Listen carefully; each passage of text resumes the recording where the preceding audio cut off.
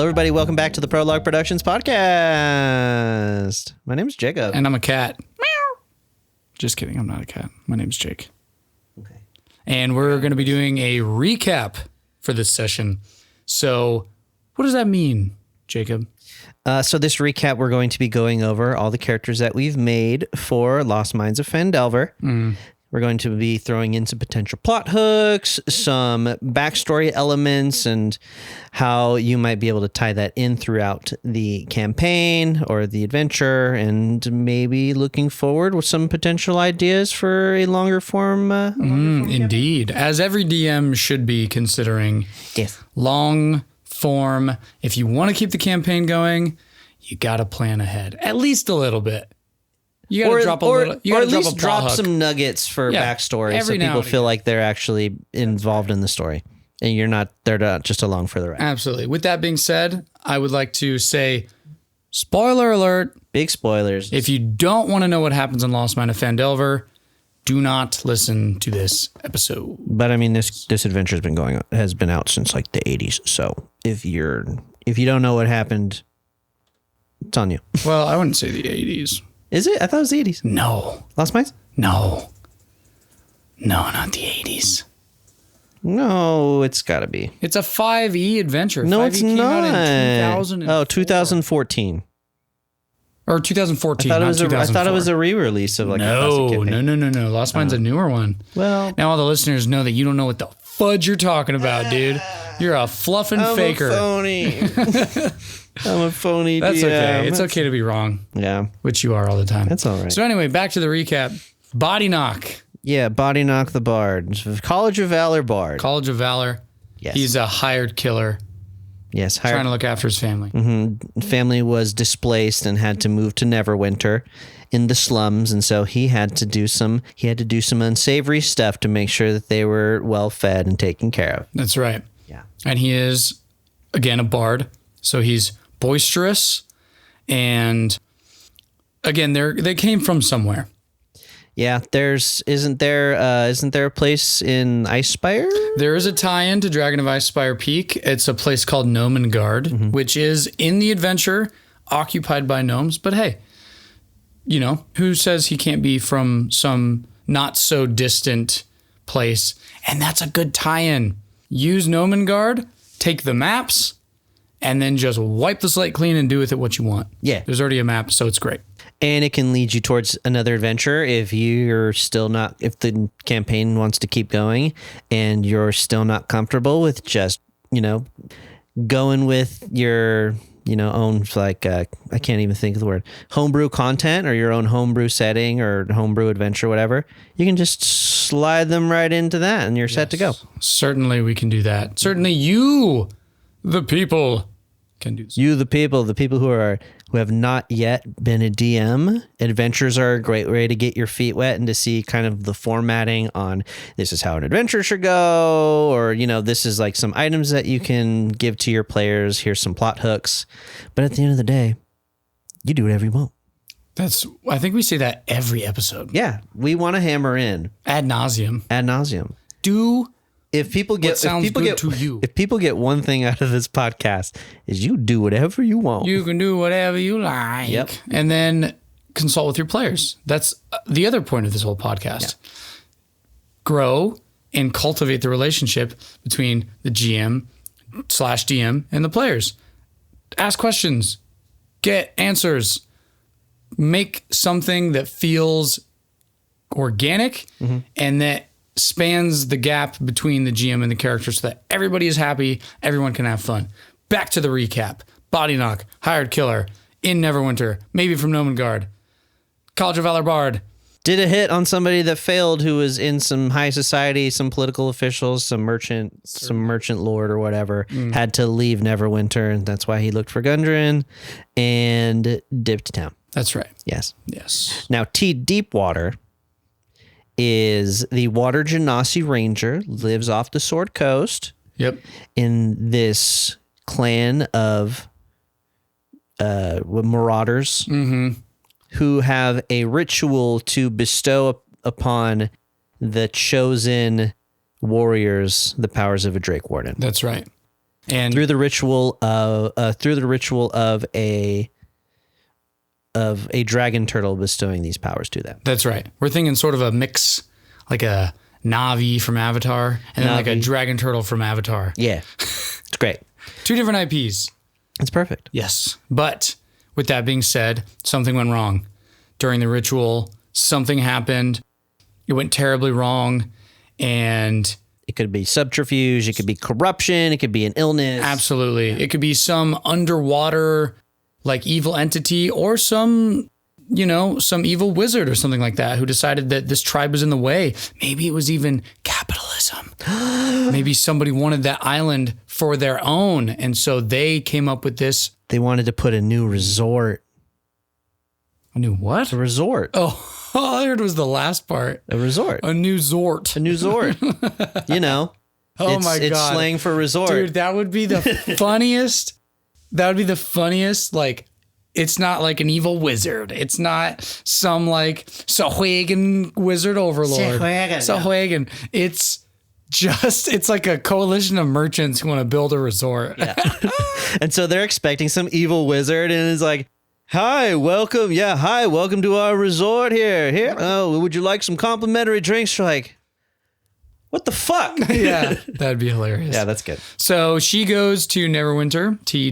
Deepwater goes to Neverwinter because she is seeking help. She's seeking assistance, whether it be magic items or allies to bring back. Or informations to bring back, and basically revenge.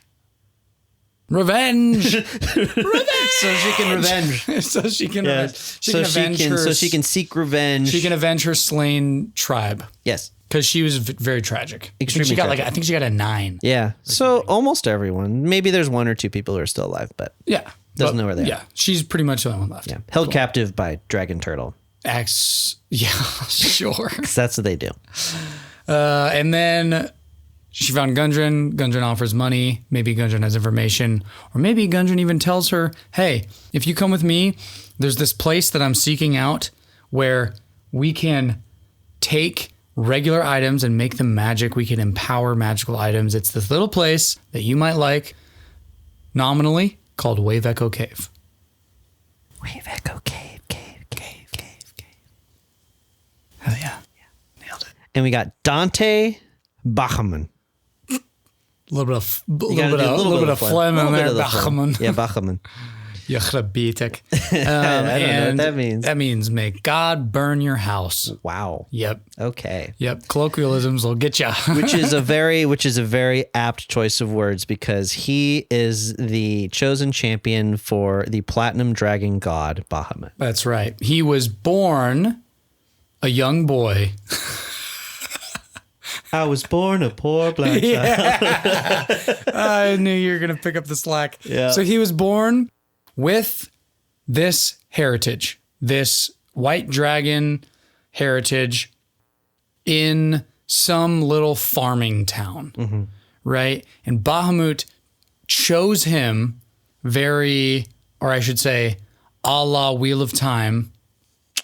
I fixed it. There you go. And he was chosen. He goes on this adventure, this quest to find more information about his curse, his white dragon curse. And the entire time he's being guided by Bahamut, or a manifestation of Bahamut, an angel, Avatar, An avatar, or a representative from the Bahamut community. exactly, who guides Dante through his dreams. He becomes a researcher in Neverwinter. He tries to find what is going on with his curse. And then he hears that there is somebody who has information about dragon activity in the area. Yep. He goes, he seeks out Gundren, bada boom, bada bang. He's on the quest. He's going back to Phandelver, which probably would be near where he grew up. Or in this sort of area where Neverwinter would be. There's probably farmland leading up to Neverwinter and stuff. Absolutely. So he probably lived in Yeah, one of the outer reaches or some small little farming community. Or maybe he's even from Phandelver. Yeah. That would be so easy. That would be, just the... Perfect tie-in. Yeah. There's farmland around Phandelver. Perfect. Yeah. Yeah, he's part of Phandelver, went up there and just... Yeah. Don't be afraid to add characters to an adventure, by the way. Yeah. Just because there's no Bahamut family in the Lost Mine adventure doesn't mean you can't add one There is now. Hey. And our last character, Timothy T-Bone Bones. Oh, love this guy. Yeah, bugbear enchantment wizard who had learned all his tricks of the trade through some wandering wizard who stumbled upon his tribe and taught him everything he knows and realized he needed money to help support his family. That's right. And so he joined a pirate crew who I don't think he knew was a pirate crew until much later. Or maybe, I think what we were kind of going with this was that like Tib plays dumb, but maybe he actually catches on to more than he thinks, or he is pretty dumb, but he subconsciously uses his enchantment magic to make situations go the way that he wants them to go. I think that's more appropriate for him as a character because I don't think he doesn't seem like a conniving character. No, he's not a bad Although you guy. could play it that way if you wanted to. Certainly. That's great. But this is my sweet boy. My sweet boy would never do anything to hurt anybody, not on purpose. And he only has a 3 on the tragedy meter. Yeah. And that can also tie into some character growth and stuff where he does a lot of conniving stuff and doesn't think about it.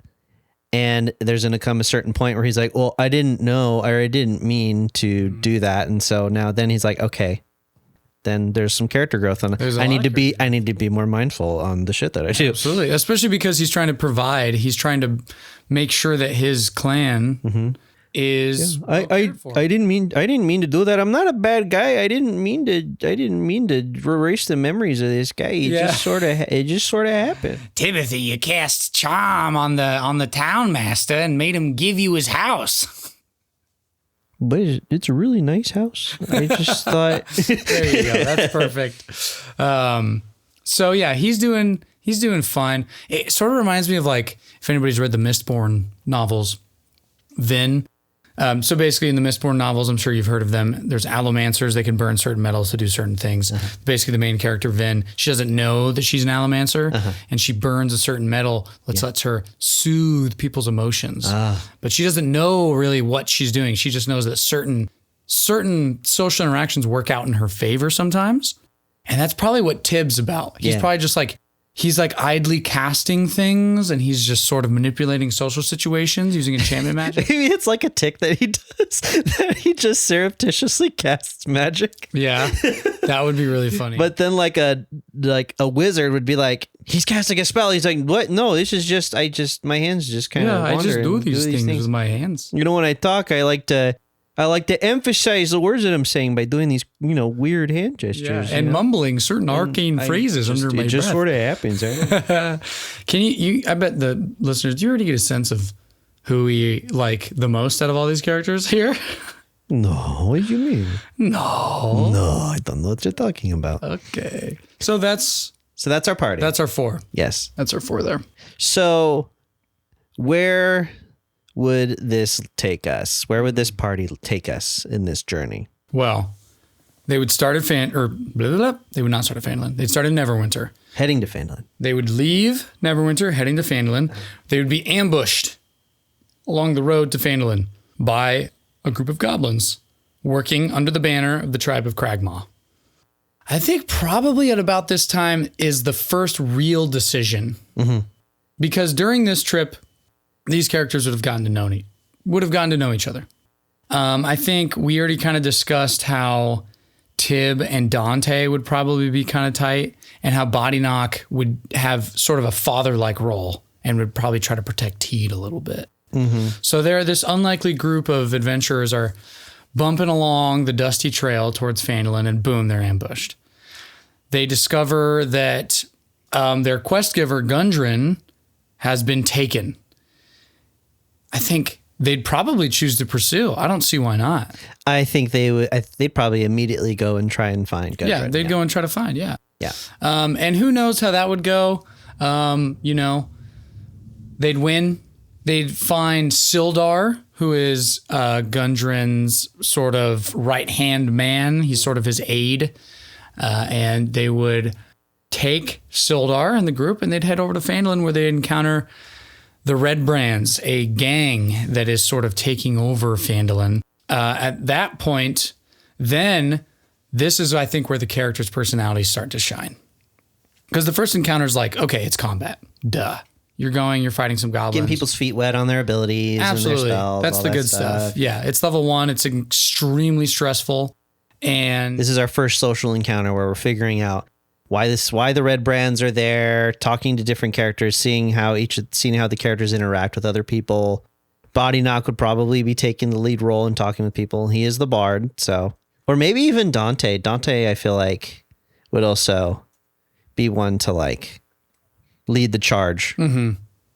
Absolutely. And Body Knock would be more there for support, for social support. I bet Body Knock would chime in with just like little words of wisdom every now and again. Like he would just be idly in the back and he'd be like, "Oh, I recognize." Halt, criminal. I reckon no. No, Dante. You violated the law. Halt, criminal. Pay a fine or go to jail. Why would Body Knock do that? You villager. Suddenly he's Tell me why the Red Brands have invaded Phandalin. Why has he got the protagonist voice? I thought Dante had the protagonist voice. That is Dante. Oh, that is Dante. Yeah. Oh, I misunderstood. Yeah. I was wrong. Halt, criminal. I have questions for you. In the name of Bahamut. We're having him be from Phandalin, so I think this would be a very personal thing for him and getting the Red Brands out of Phandalin. Oh, yeah. He'd be coming back after years of studying in Neverwinter, and he'd be like, "My town's been taken over by ruffians." Ruffians. My town's been taken over by pugilists. Pugilists? Yeah. Do you know what pugilists are? Fist fighter. Yeah. Yeah. Yeah, why not? There's probably some pugilists in there, you know? Oh my God. That got me off guard. But yeah, Dante would probably take the lead. Yeah. Teed would be hard charging. She'd be like all up in the mix, trying to figure out where do we need to go? Who do we need to kill? Where is the information? She might even be a little bit of the hothead because she wants the information. She doesn't mince words. You there, you're going to tell me why you are here, or I will cut your throat at least 2 times. And Dante, at least twice. Yeah, and Dante's in the background like, come on, we don't need to do that, Teed. Why does he? Kind of sounds like Obama. Yeah, dude. Hey, Teed, I know you're a swell gal and all, but hold on, we don't need to resort to violence. That could be good. And then he's subtly casting, or not subtly because he's a wizard, but he's casting now charm come here, person in the background. Let me. I just need to ask you a question here. Just, why are you here? What's the deal? Who do I need to talk to get some more information out of this whole deal here? And then Body Knock's in the background being the voice of wisdom. Mm-hmm. Teed's being super aggressive. Yeah. Dante is trying to press the issue, but he's trying to get to it. And this is, I think, where Dante would first have his initial like moment of choice here. Mm-hmm. Does he take the easy route and exterminate the Red Brands and basically cleanse Phandalin? Yeah. Or does he try to convince these people, some of whom are probably are villagers who are just down on their luck and are looking for some coin? Yeah, and were just victims of circumstance and had to join the Red Brands. So does he let Teed sway him? Or does he go more the Tibethy route? Yeah. And I think that's he's sort of like the lodestone. And that could lead some discourse in the party, and that could be some fun roleplay moments and people arguing about, what's right, what's wrong. Yeah. Yeah. Either way, there's going to be a fight with the Red Brands. Uh-huh. That's pretty much unavoidable. Yeah. They go through the hideout, the Red Brand hideout underneath the manor, just next to Phandalin. Mm-hmm. They're done. They are talking to Harbin Wester. the town master. They start to go off and do random little bits and quests, talking to all the NPCs throughout the village. And there's a group of goblins. Yeah, I don't know why. Someone told me about a group of goblins that are just out here outside of Neverwinter Wood. There, take care of them. Might get a little bit of coin. Might be nice. Because Tibb's looking to get some coin. Yeah, he just needs money. Yeah, you gotta take care of that family. And Teed is just hard charging towards where is the cave. And she already knows about there's a place called the cave. Maybe she wasn't even given any extra information, but she's like, I can hear the waves echoing in my mind.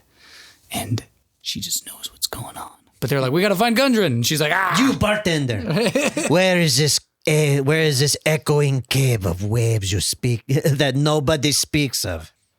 I don't know what you're talking about. Yeah. I will not listen to your lies. I love how she's like, oh, does Salma Hayek have like a pretty... has many ways. Oh, Khajiit mixed with Salma Hayek? That's funny. So they go... You look like the 4th of July. Makes me want the hot dog real bad. What does that have to do with Khajiit or Salma Hayek? Is that Salma? No, that's not Salma Oh, no, Hayek.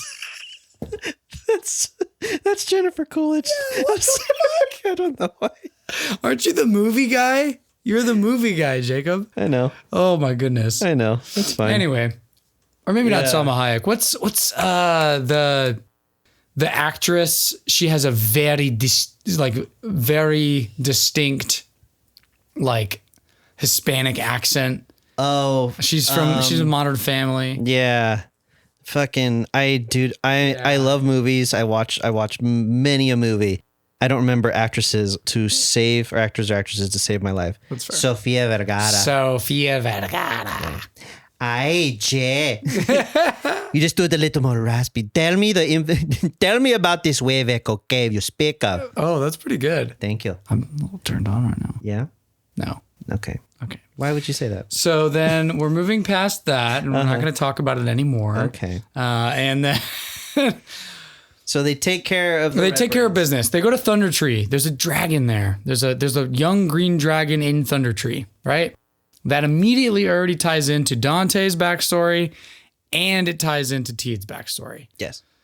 Evil dragons doing evil dragon things. And you can even tie evil dragons doing evil things to Teed's backstory. Maybe she was cursed by Venom Fang or those under the allegiance Venom of Venom Fang being the name of the younger. This is the name of the younger dragon.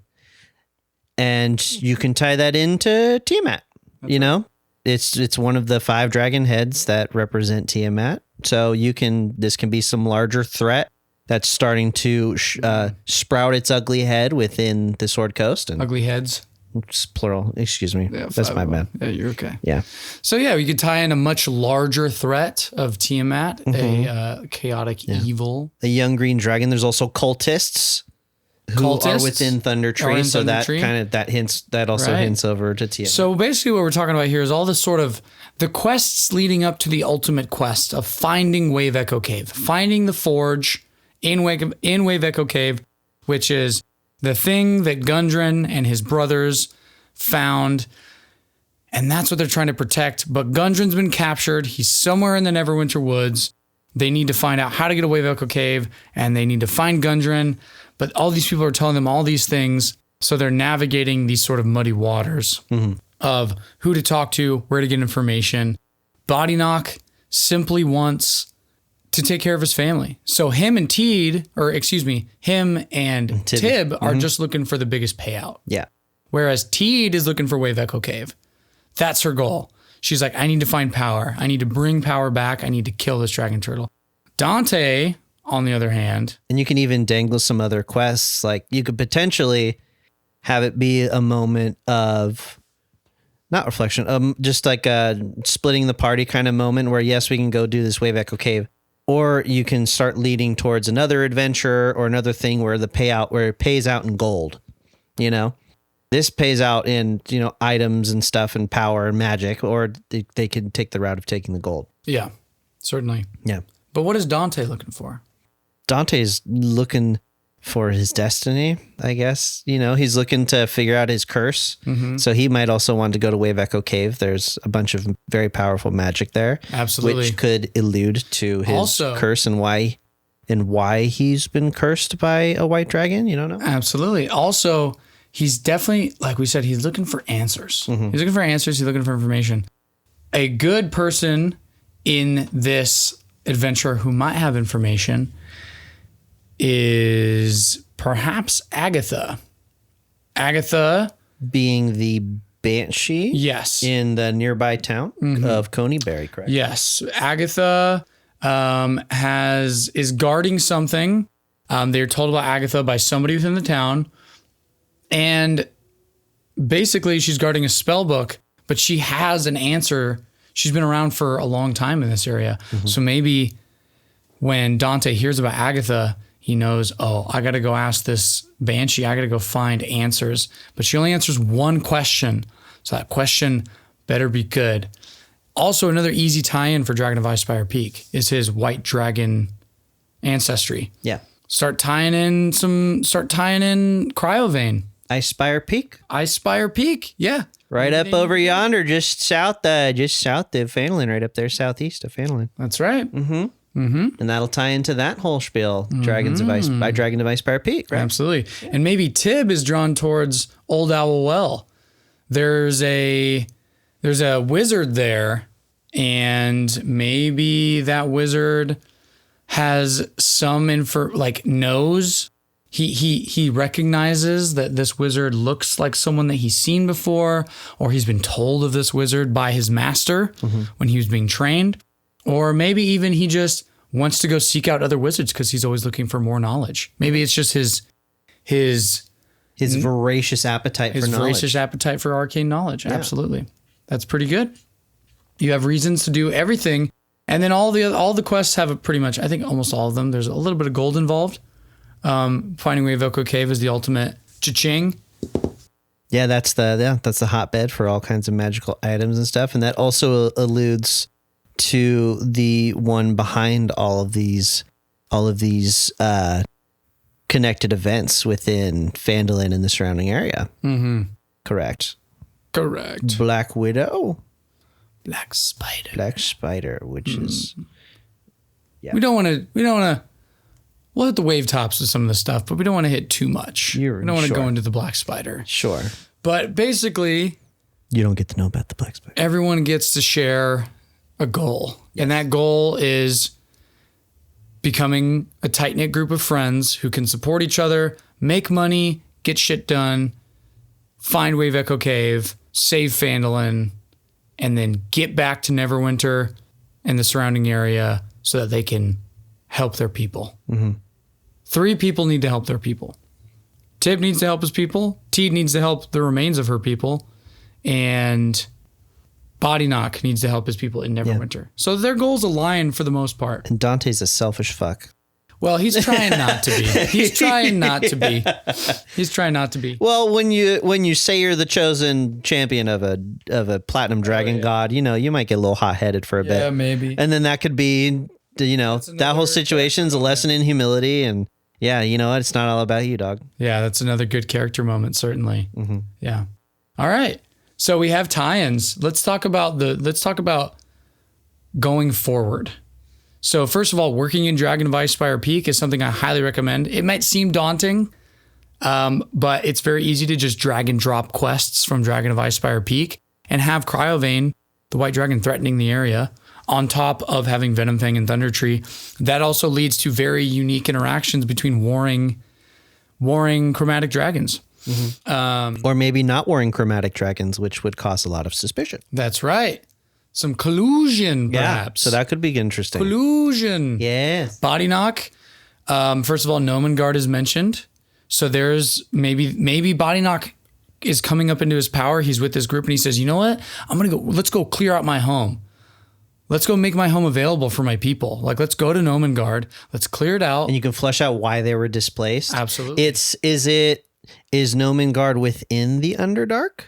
It's sort of like adjacent. No, it's not in the Underdark. It's like in the mountainside of the Sword Mountains. So it's pretty close to Phandelver. Okay. You can, but you can tie that. So for those who don't know, Underdark is like the deep network of tunnels underneath like the surface world where all sorts of really strange and crazy creatures live. And it's basically its own separate world attached directly to the surface world. Yeah. Yep. Nomengard sits, I think, just above the Underdark. The Underdark is pretty far down. But you can tie in all kinds of cool stuff. You can do some Illithid or some Mind Flayer business that maybe a Mind Flayer colony had made their way into Nomengard, and that's why they were displaced. That's going to be high level, though. That's some high level shiz. Yeah. So that's really up to you. So we have something.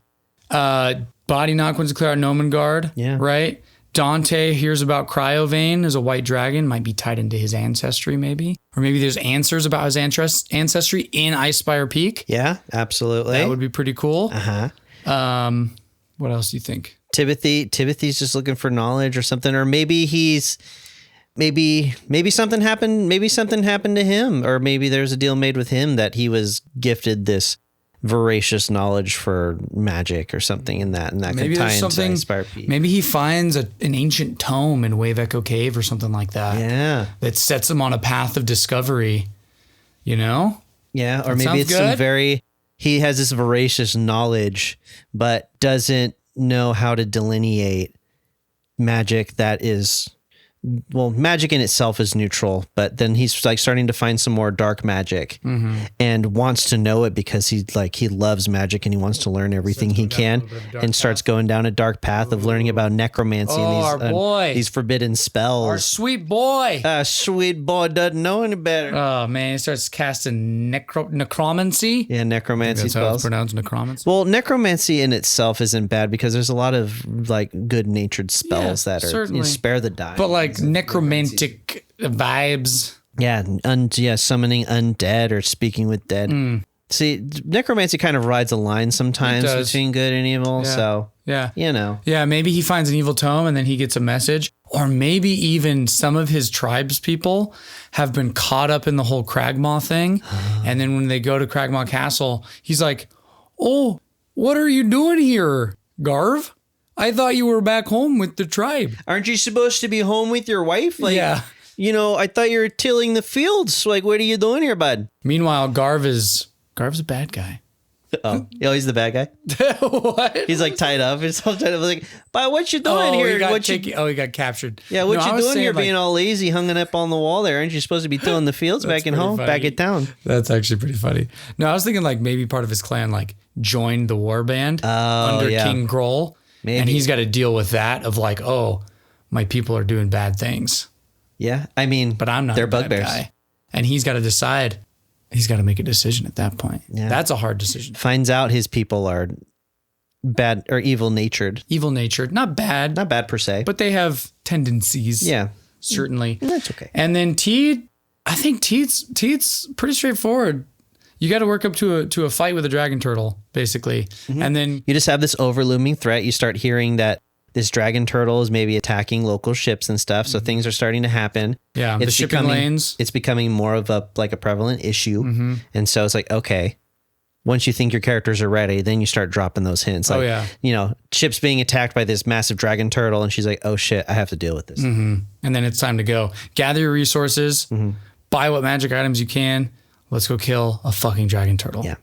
And it can be out on open water. That's a lot of fun. Or maybe the temple that they go to is like its own separate, it's its own region underwater, and you can have a cool underwater encounter. Yeah. Or maybe she refuses to kill the dragon turtle, but she uses all the resources that they've gathered at her disposal. Body knocks underground resources, Dante's researcher resources, and then Tib uses his arcane magic, and she uses all of that and finds what caused the dragon turtle. And cleanse the dragon turtle, yeah. And that could lead to a lot of magic or even bestowing. You can even give like some extra powers to maybe Teed for doing this. She becomes like a more elevated, more elevated Drake Warden. You can give her, that'd be cool. You can give her Drake some cooler abilities. Absolutely. That'd be dope. That'd be awesome. And you can do that with all the characters. Yeah. When they hit, you know, milestones in their backstory, when they grow to a certain extent, let them know. Like, give them a little something. It doesn't have to be crazy. Yeah. Maybe even drop in a magic items that that they really like as a reward for doing something, or basically make your characters realize that when they grow and they develop, that they get rewarded, because that's what happens. And not just from the stuff that they get in the book. That's all well and good. Yeah. But if you give them something like personal to them, or is like molded specifically for their character. It feels good. Oh, I feel real good. So good. Very good. Very good. Very nice. Oh, I think that's a lot. That's a lot. That's a lot of info. You guys got a lot of nuggets for a lot this, of plot tie-ins. I think the relationships of everybody are pretty well solidified. Teed's the hard charger. Body Knock's the wise guy. He's also very charismatic, so he can kind of get underneath people's skin. Dante is he's riding that line back and forth, bad, evil, good, And this is just our take on the characters. You can take these characters in any path that you see fit, And that's the beauty. And Tib should be protected at all costs. Tib, if anybody fucks with Tib, I swear to God, I will find you. He's a sweet boy and needs to be protected at all costs. Yeah. Okay. He's a little on the spectrum, probably. Maybe a little. Just a touch. Just a touch. Yeah. He's hyper fixated. Well, a touch of the tism, If any of you who are listening are of that nature, we love you. We love you. And it's all jokes. It makes you who you are, and we love right. that. Just like it makes Tib who he is. Yep. And I think that's pretty good. I say that almost at the end of almost every episode. I think that's it. It just reaches a natural conclusion. I think we're done. You even say it the same way. Well, now I'm offended. Thanks for listening, everybody. Thank you, everybody. We hope you like the recap. I want to acknowledge also that there was a lot of very esoteric information that you'd only really know if you'd read the adventure. So all the names, all the character names, location names, plot hooks, and items contained within this podcast, well, keep it to yourself. But tell everybody to listen to it. You know what I mean. I was just going to say, I hope you enjoyed. You know what I mean. Yeah, I know what you mean. And that's our crew for Lost Mine of Phandelver. Yay. Thanks for listening, everybody. We'll see you next time, where we're going to cover a new adventure with a new crew. Yeah, exciting. Yay, depending on what the higher-ups want. All right, everybody. Woo. Bye.